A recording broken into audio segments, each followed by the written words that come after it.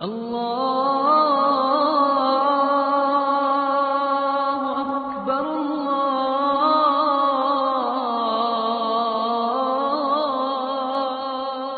اکبر۔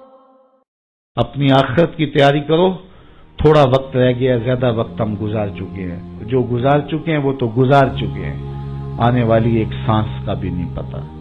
آج غنیمت ہے، کل یہ وقت بھی نہیں ہوگا۔ جب آپ مجلس میں آئے تھے اس وقت آپ کے پاس زیادہ زندگی تھی، اب اس سے بھی 1 گھنٹہ منہا کر لیجیے، 1 گھنٹہ نکل گیا ہے، سوئیں گے تو رات نکل جائے گی، اگلا دن نکل جائے گا۔ ایک ایک گنتی جب الٹی چلتی ہے تو بہت جلد کام زیرو پہ آ جاتا ہے، چاہے 1 کروڑ سے شروع کر لے۔ کبھی آپ اشارے پہ رکے ہو نا، 60 سے 70 سے 80 سے نیچے آ رہی ہوتی ہے۔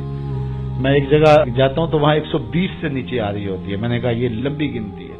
کوئی 120 کو پہنچتا ہے نا، کوئی 60 پہ چلا جاتا ہے، کوئی 65 پہ، کوئی 70 پہ، کوئی 45 پہ، 40 پہ، اور اگر کوئی 120 پہ چلا جائے تو سارے کیمرے والے آ جاتے ہیں، چینلز والے، کہ بابا جی آپ کی صحت کا راز۔ وہ کہتے ہیں میں لسی پیتا رہا ہوں۔ تو 120 پہ وہ گنتی پیچھے آ رہی تھی، میں نے کہا اچھا اس کو دیکھتے ہیں یہ نیچے آتی ہے کہ نہیں، تو 120 والی بھی صاحب و زیرو پہ آ گئی۔ 60-70 تو ایسے آ جاتی ہے چٹکی میں، 120 والی بھی زیرو میں آ جاتی ہے۔ تو یہ میری اور آپ کی زندگی ایک ایک کر کے ٹوٹ رہی ہے اور ہم زیرو پہ پہنچنے والے ہیں، اور جب زیرو پہ پہنچ جائے پھر سرخ بتی چل جائے گی، پھر گاڑی کو آگے گزرنا ہی پڑے گا، چاہو یا نہ چاہو آگے جانا پڑے گا۔ وقت پر کافی ہے ایک قطرہ بھی آب خوش ہنگام کا، جل گیا جب کھیت برسا نہیں تو پھر کس کام کا۔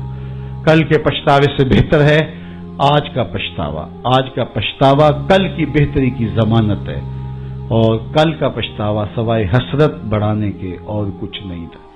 تو آج وہ کیا کہا کسی نے کہ آج ساوی نے کھلے راوی نے انج ٹوک انوکھڑے ٹوکدے نہیں۔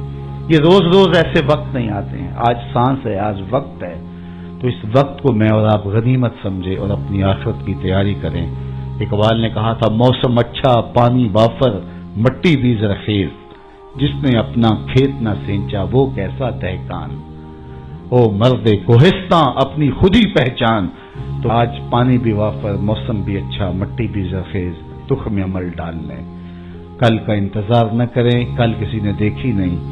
ایک فقیر ملنگ درویش تھا، وہ کھڑا تھا بازار میں رو رہا تھا۔